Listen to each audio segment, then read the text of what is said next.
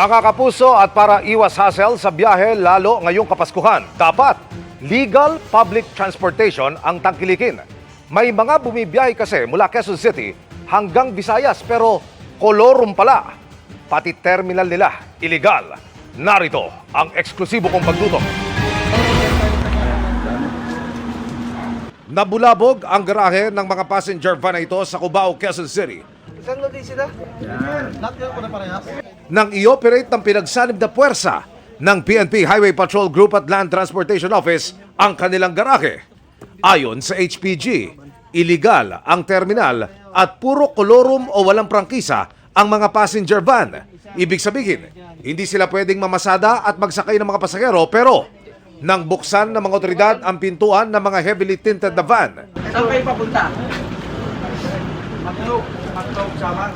puno na ng pasahero ang ilan. Naibigay po na tip ng isang mga transport group na kung saan may mga grupo po ng gumagamit po ng mga anti-colorum na sasakyan. May mga illegal documents po silang dala-dala rin at hindi po ito talaga din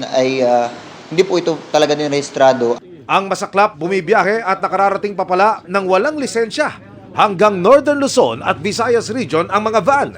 Tinatangkilik dahil mura raw. Kung ang normal na ruta ay nakakapagbayad po yung ating po mga kababayan sa normal na transaksyon ay umaabot po ng 650 to 1,000 pesos. Sila naman po ay kumukuha ng hindi po baba sa mga 400 to 600 pesos. Dito pa may kinuha pa kami mga van.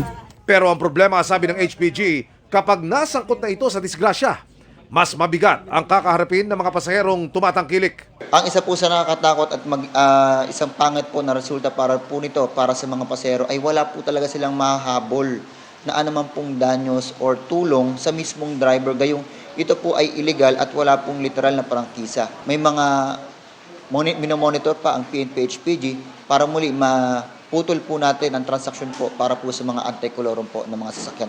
6 na driver ang isinama sa LTO, 6 na van ang inimpound. 200,000 pesos ang multa ng bawat driver na hindi pa nagbibigay ng kanilang panig. Paalala ng HPG. Maging mapanuri po ang ating mga kabayan kapag sila po ay sasakay po sa mga private na mga sasakyan. Mas marapat lamang po na sila din po ay tumangkilik talaga ng mga lehitimo at may mga prangkis ka po mga sasakyan. Para sa GMA Integrated News, Emil Sumangil, nakatutok 24 oras.